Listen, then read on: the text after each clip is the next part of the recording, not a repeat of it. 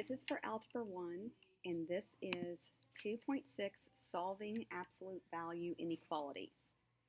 And I just want to warn you, I'm out in the hall filming this, so I don't know how this is going to work.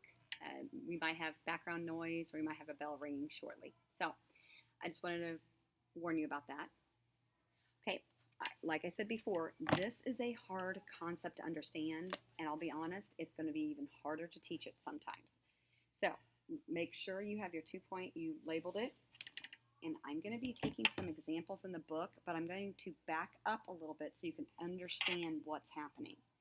So I might be talking a little bit slow just to help you process what's happening, and for me to make sure I'm using the correct terminology and so that it makes sense to you. Hold on one second, I'm going to rip this off.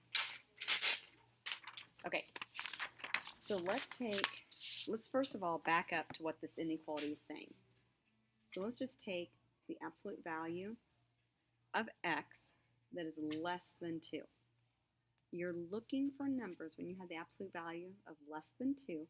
You're looking for numbers that satisfy this x here that gives you an absolute value of less than 2. Well, let's think about these numbers. Well, 2 will work. What's another number the absolute value is less than 2? 1 will work. 0 will work. -1, -2.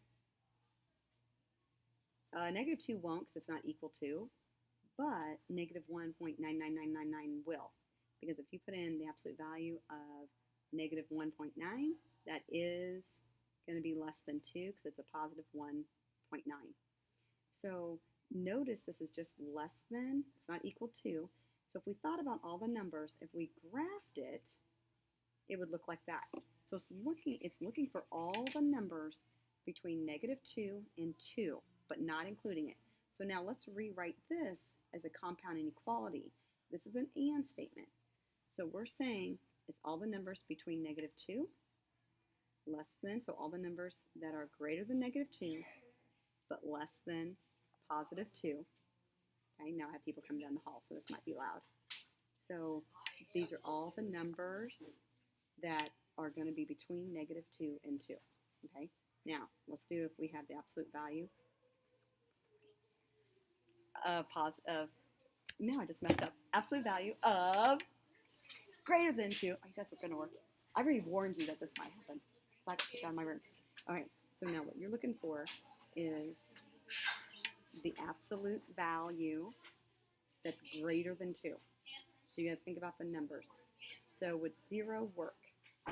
No, but 2 would, 4 would, -2, -4. So you're not including 2. So it's going to be open circle, but it's going to be everything that's less than -2 or greater than +2. So we would say x can be less than -2 or x is going to be greater than 2. Okay, you're going to go to the second video.